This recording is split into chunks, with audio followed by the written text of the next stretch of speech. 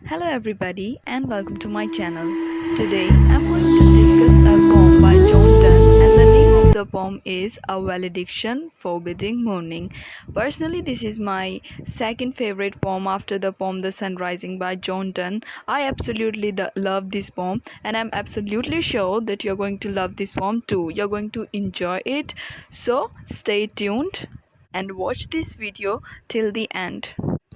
तो जो हमारी पोम है अ वैलिडिक्शन फॉरबिडिंग मोर्निंग, इसमें आपको मेटाफिजिकल पोइट्री के सारे फीचर्स, सारे करेक्टरिस्टिक्स देखने को मिलेंगे।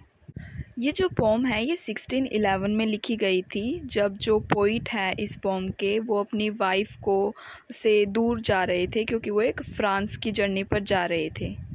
जो इस पोम में आई है तो ये पोइट खुद भी हो सकते हैं, मतलब खुद आई से खुद को इंडिकेट कर सकते हैं, या फिर आई को हम एक लवर के रूप में भी देख सकते हैं। हम मान सकते हैं कि पोइट ने आई को एक लवर माना है जो कि जब अपनी बीलव से दूर हो रहा है तो उससे कुछ अपनी बातें शेयर कर रहा है, उससे अपनी बात कर रहा है।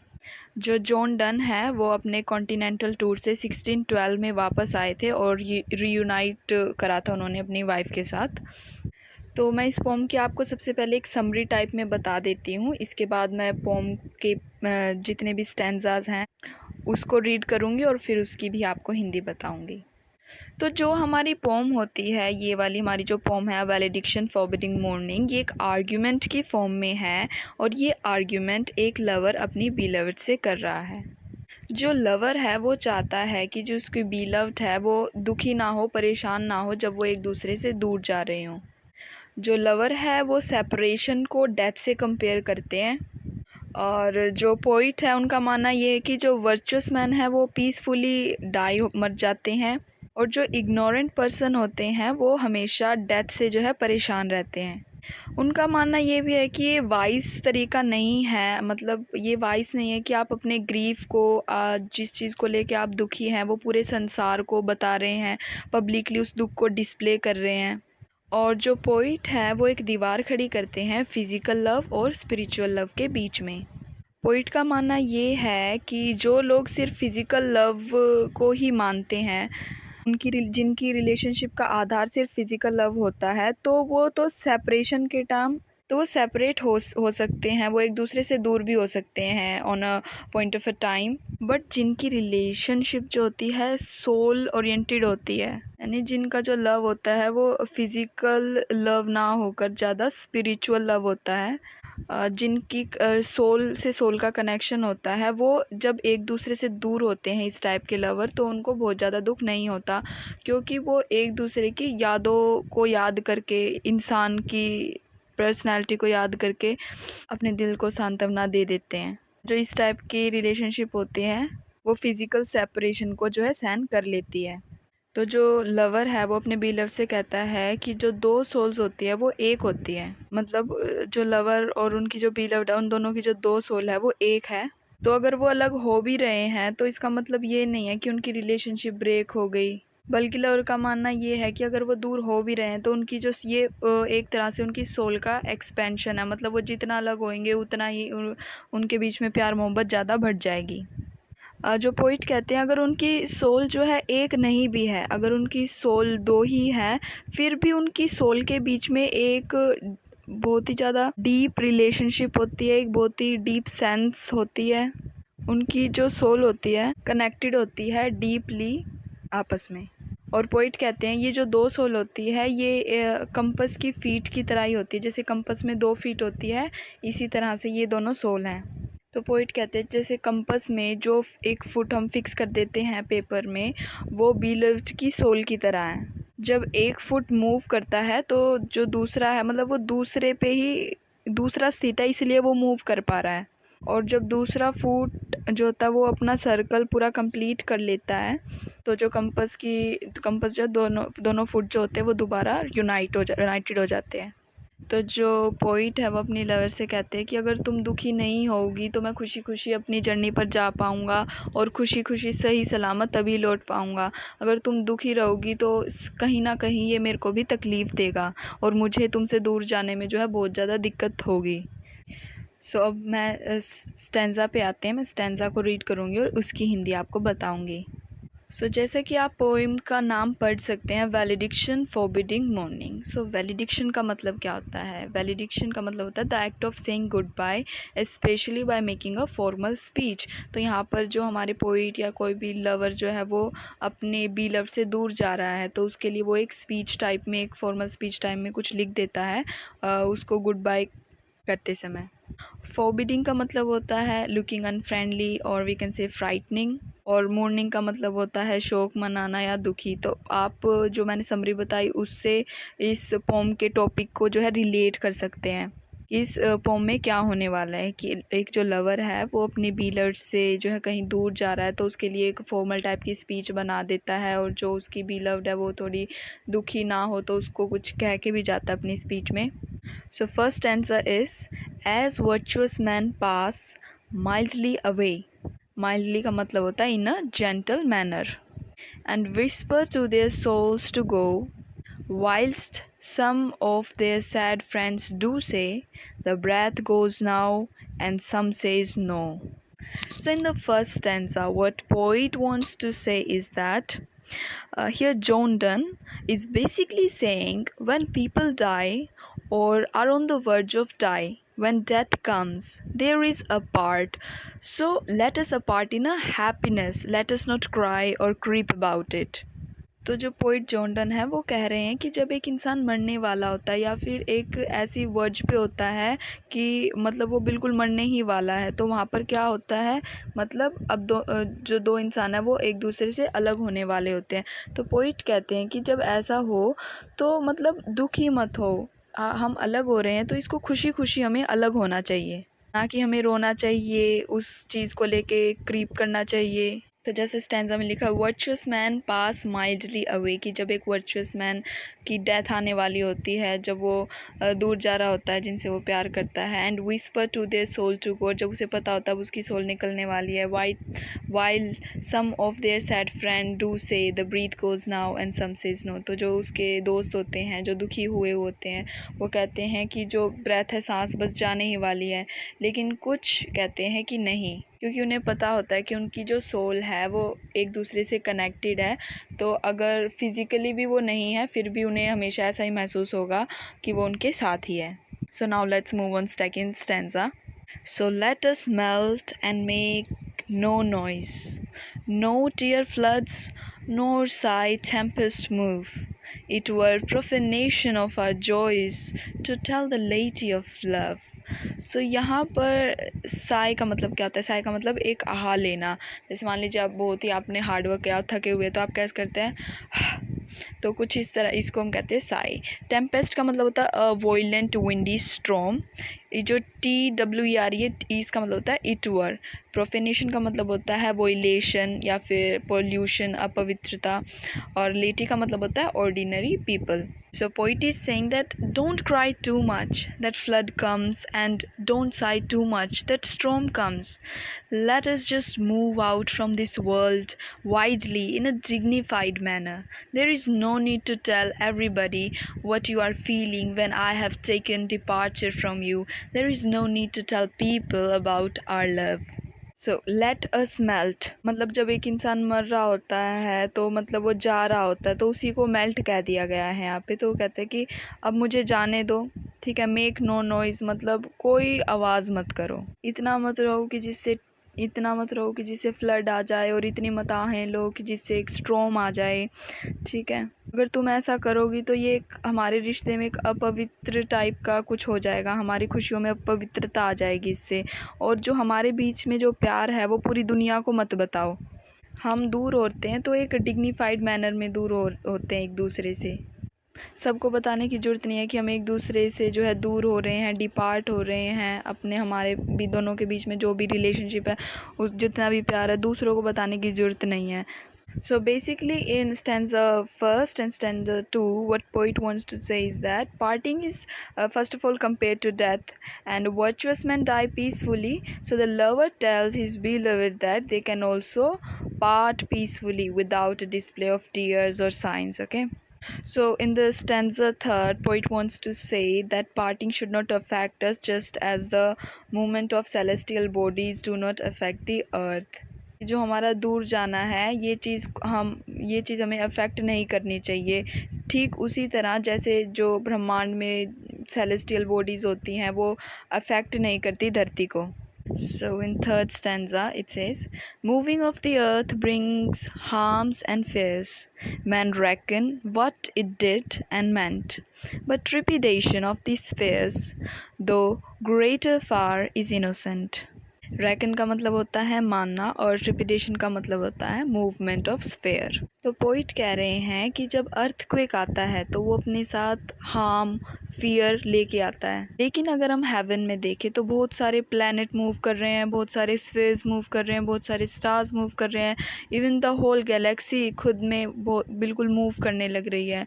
ठीक है, but it doesn't make a फस अबाउट इट. अगर हम पूरे कोस्मोस को अर्थ के साथ कंपेयर करने लगे तो अर्थ तो पूरे कोस्मोस के सामने एक छोटा सा पार्ट ही है. जहाँ पर छोटा सा भी मूवमेंट हो जाए, अर्थ में अगर थोड़ा सा भी मूवमेंट हो जाए तो बहुत कुछ तहस नहस हो जाता है, बहुत कुछ बदल जाता है.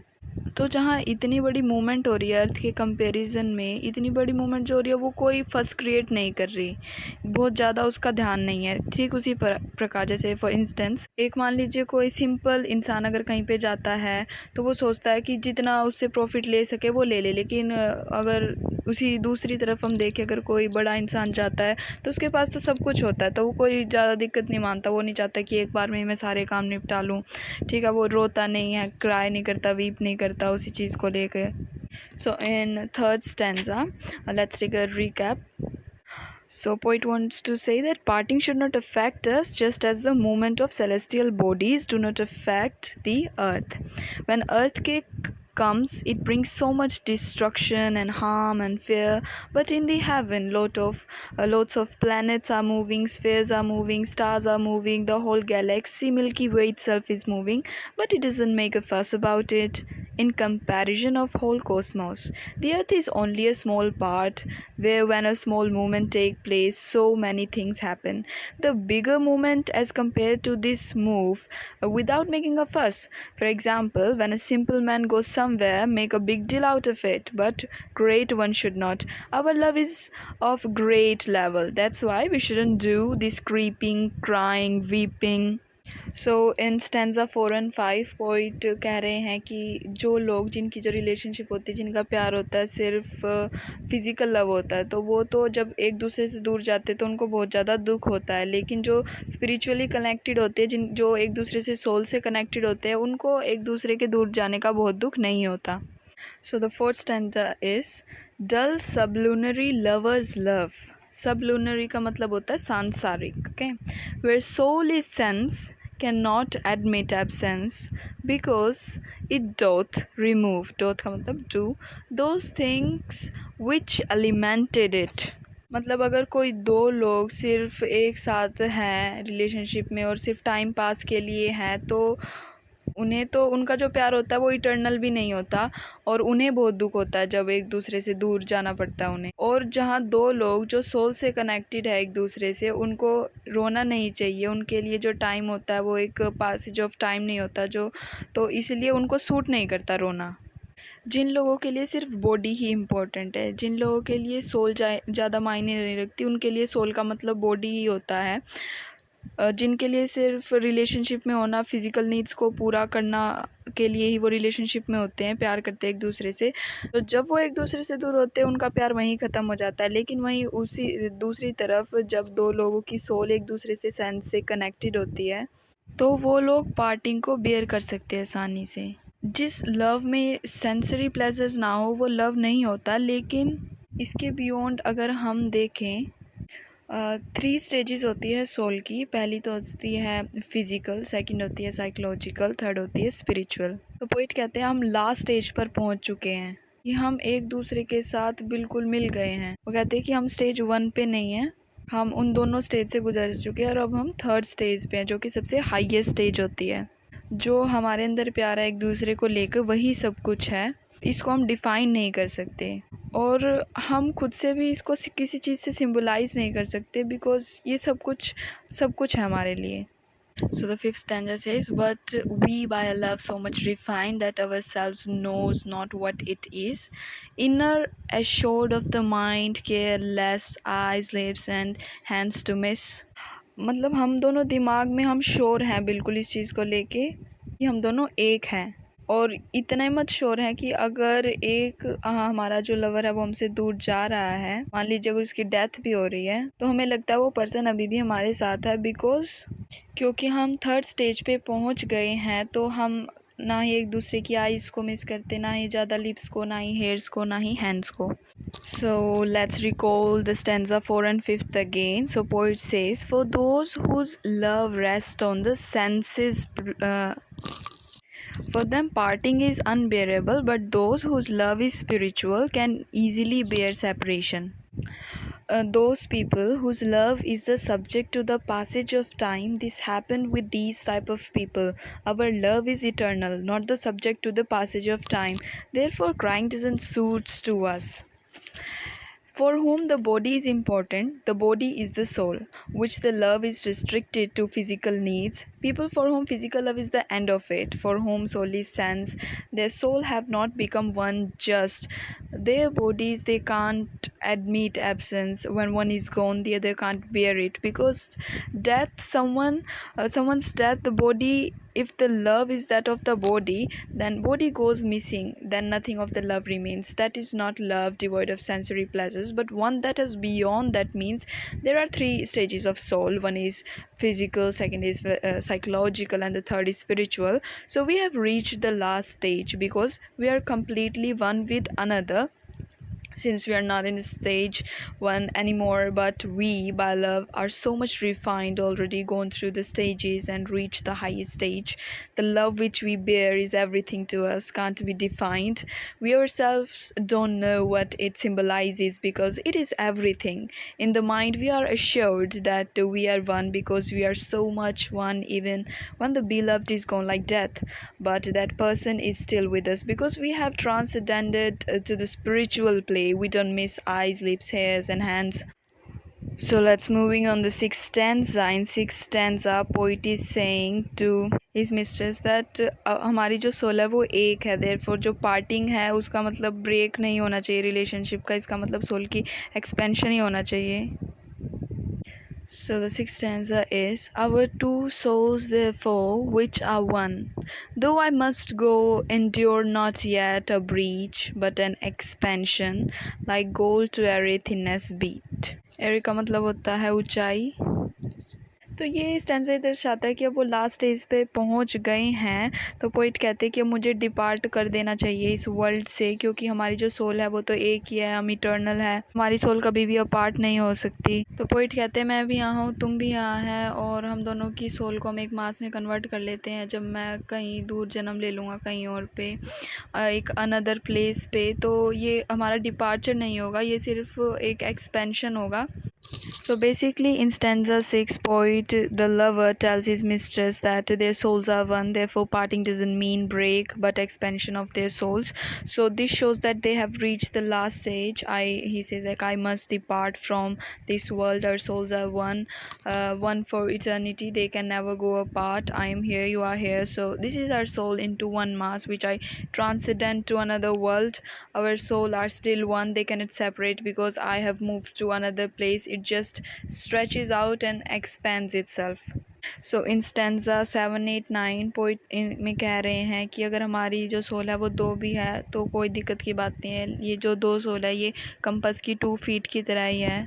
जो सोल है वो कंपस की 1 फिक्स फुट है. जब दूसरा फुट मूव करता है उसको पहले वाले फुट की सहायता ही चाहिए होती है मूव करने के लिए. और जो फिक्स फुट यानी जिसे सोल कहा गया है, जब सर्कल कंप्लीट हो जाता है तो दोनों जॉइन हो जाते हैं दोबारा से. तो जो फर्मनेस होती है बी लव्ड की, वही लवर को इनेबल कर पाती है कि वो अपनी जर्नी कंप्लीट कर पाता है और खुशी खुशी कर पाता है ये.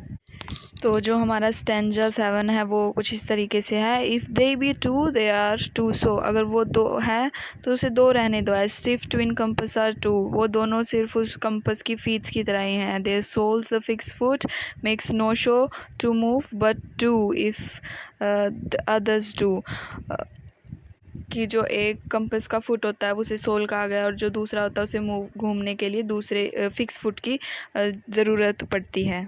स्टैंजा 8 में लिखा है, and though it in the centre sit yet when the other far doth roam it leans and hearken, hearken का मतलब listen after it and grows erect as that comes home. Erect का मतलब होता है rigidly upright और straight, और जब compass move करता है वो थोड़ा इरेक्ट यानी टेढ़ा भी हो जाता है। जो लवर्स होते हैं वो एक दूसरे की बात सुनते हैं, कोऑपरेट करते हैं, भी उनका भी रिलेशनशिप में एक अच्छी बॉन्डिंग बनी रहती है। तो let's move on the 9th stanza. Such while thou be to me, who must like the other foot obliquely run, your firmness make my circle just and make me end while I begin। यहाँ पर wilt का मतलब होता है of a planet, leg और flower become limp through heat, loss of water or disease droop। तो poet कहते हैं कि इसका कोई मायने नहीं रखता कि मैं कहाँ पे हूँ, मैं जहाँ पर भी हूँ, अगर मैं मूव करूँगा तो तुम्हें भी मेरे साथ ही मूव करना पड़ेगा, क्योंकि हमारी जो सोल है वो एक है। जो तुम्हारी कंसिस्टेंसी है मेरे लिए लगातार मुझे प्यार करने की, यही मेरी एग्जिस्टेंस का कारण बनेगी। और जो सर्कल है वो एसोसिएटेड होता है, इसे कंप्लीटनेस माना जाता है, symbol of completeness. So poet is saying like it always be such to me no matter where I am. When I move you shall move because our souls are one. The consistency of the love that you show towards me make my existence complete, and circle is associated with the symbol of completeness. So he says like even if their souls are two, they are like the two feet of compass. The soul of beloved is like the fixed foot of the compass, and when the other foot moves it also leans and heeds the movement. The other foot rejoices the fixed foot after completing the circle. So the firmness of the beloved will enable the lover to complete his journey and to rejoice her. So I hope you have loved this poem. So now let's talk about a figure of speech used in the poem. So first is, so let us melt से लेकर nor high tempest move. So let us melt and make no noise, no tear floods and nor sigh tempest move. So the figure of speech used in this line is hyperbola or exaggeration. The poet speaks about raising floods of tears and tempests of sighs, which is evidently an exaggeration for the sake of effect. Next one is, it were a profanation of our joys to tell the lady our love. So the metaphor is the figure of speech used in this line. True lovers are compared to ordinary priests. If they weep and sigh during separation, they'll be like laymen, like man ordinarily male member of a church, and not like the priest of true lover. Third one is, moving of the earth brings harms and fear. Man reckons what it did and meant. The figure of speech of earthquake in these lines suggests that lovers should not express great emotions at the time of parting. Next one is, but trepidation of the spheres, though greater far, is innocent. The figure of speech in this line is earthquake, which frighten people, but the movement of the heavenly bodies, although far greater than the earthquakes, is not felt by people. Dual sublunary lovers love. So poetic device used in this line is assonance and alliteration, and the other one is from passage stanza 6, I think. Our two souls therefore which are one, though I must go endure not yet a breach but an expansion, like gold where thinness beat. So the poetic device used in this line is conceit, and the rhyme scheme employed in the poem is AB AB CD CD. So I hope you have liked this poem. If you want this kind of this type of videos more, so please do like, share and subscribe to my channel. Thank you.